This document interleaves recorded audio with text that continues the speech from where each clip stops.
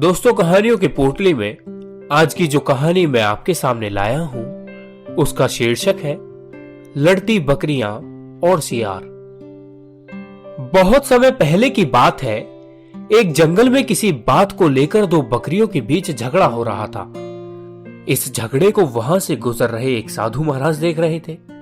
देखते ही देखते उन बकरियों में झगड़ा इतना बढ़ गया कि दोनों आपस में लड़ने लगी। उसी समय वहां से एक सियार भी गुजर रहा था। वो बहुत भूखा था। जब उसने दोनों बकरियों को झगड़ते देखा तो उसके मुंह में पानी आ गया। बकरियों की लड़ाई इतनी बढ़ गई थी कि दोनों ने एक दूसरे को लहूलुहान कर दिया था, लेकिन फिर भी लड़ना नहीं छोड़ा। दोनों बकरियों के शरीर से खून निकल रहा था। भूखे सियार ने जब जमीन पर फैले खून की तरफ देखा तो उसे चाटने लगा और धीरे धीरे उनके करीब जाने लगा। उसकी भूख और ज्यादा बढ़ गई थी।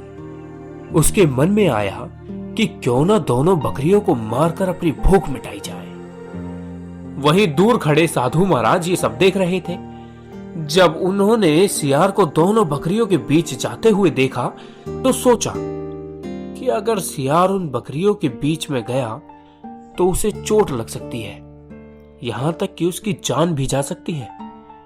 साधु महाराज अभी ये सोच ही रहे थे कि सियार दोनों बकरियों के बीच में पहुंच गया।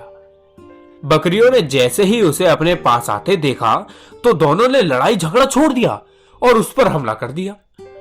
अचानक हुए हमले से सियार अपने आप को संभाल नहीं सका और चोटिल हो गया। वो किसी तरह से अपनी जान बचाकर वहां से भागा। सियार को भागते देख बकरियों ने भी लड़ाई छोड़ दी और अपने घर लौट गई। वहीं साधु महाराज भी अपने घर की ओर चले।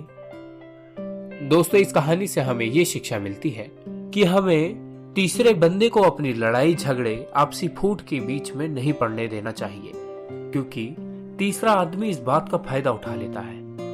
हमें चाहिए कि बकरियों की तरह समझदारी दिखाएं और आपसी पड़े हुई फूट के बीच में किसी तीसरे को ना आने दें।